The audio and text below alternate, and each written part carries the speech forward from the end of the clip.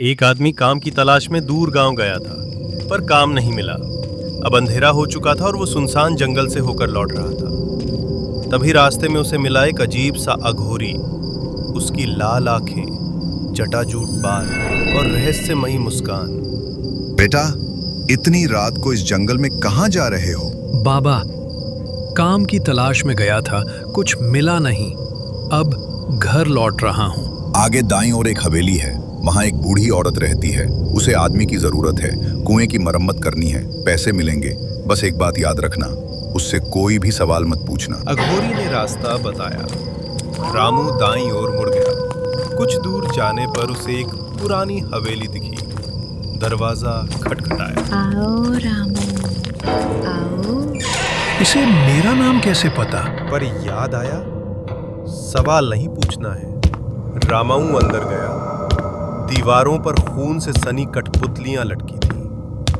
बूढ़ी ने खाना दिया, काम शुरू हुआ। सुबह हुई। अच्छा किया, ये लो तुम्हारे पैसे। और सुनो, जाते जाते ये पोटली रामदास बनिए को दे देना। कहना तुम्हारी दादी ने भेजा है। इसमें क्या है? सवाल? तूने सवाल किया? तेरे पैसे आधे। जा और ये पोटली लेकर निकल जा। रामू डर गया। गांव पहुंचा, रामदास के घर गया और दरवाजा खटखटाया। इतनी सुबह सुबह क्या है भाई? आपकी दादी ने ये पोटली दी है। दादी? मेरी दादी तो 10 साल पहले मर चुकी है। रामदास पोटली खोलता है, फिर घबराकर बंद करता है। ये मेरा नहीं है, निकल जा यहां से। रामू घर गया, पत्नी को पैसे दिए, सारी घटना पत्नी को बता दी।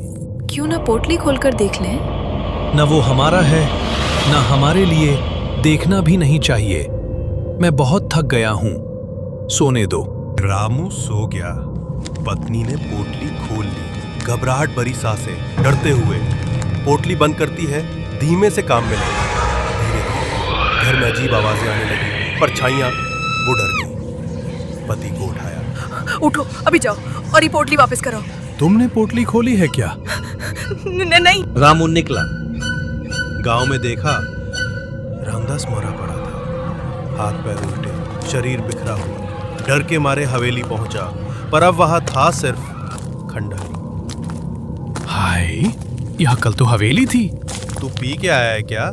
ये हवेली 10 साल से खंडहर है। कहते हैं यहाँ एक चुड़ैल रहती थी, जो लोगों की कठपुतली बना बना के हाथ पैर मोड़कर मार देती थी। अगर तुझसे मिली है तो अब तेरी भी बारी है। रामू दौड़ता हुआ घर पहुंचा। देखा, पत्नी की लाश पड़ी थी, ठीक रामदास जैसी हालत में। रोते पोटली खोली। अंदर खून से सनी 3 कठपुतली।